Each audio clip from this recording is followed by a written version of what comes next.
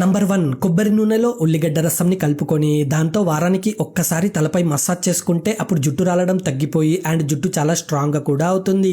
Number 2, పెదాలు చాలా డ్రైగా ఉంటే ఒక్క స్పూన్ కొబ్బరి నూనెలో కొంచెం షుగర్ పౌడర్ ని మిక్స్ చేసి దాన్ని మీ పెదాలపై మెల్లగా స్క్రబ్ చేయండి. ఇలా చేస్తే మీ పెదాలపై ఉన్న డెడ్ సెల్స్ తొలగిపోయి మీ పెదాలు చాలా మృదువుగా అవుతాయి. నంబర్ 3, మోకాళ్ళు నొప్పి లేదా వాపుగా ఉంటే కొబ్బరి నూనెలో కర్పూరం ని వేసి మోకాలికి రాయండి. ఇలా చేస్తే మోకాలి నొప్పి తొందరగా తగ్గుతుంది.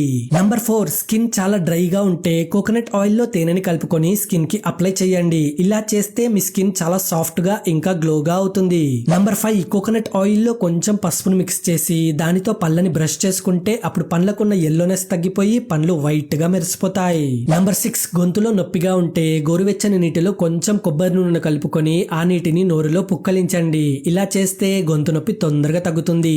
నంబర్ 7, చిన్న చిన్న గాయాలని తొందరగా మాన్పడానికి గాయాలపై కొబ్బరి నూనెను అప్లై చేయండి. ఇలా చేస్తే గాయాలు తొందరగా మానుతాయి.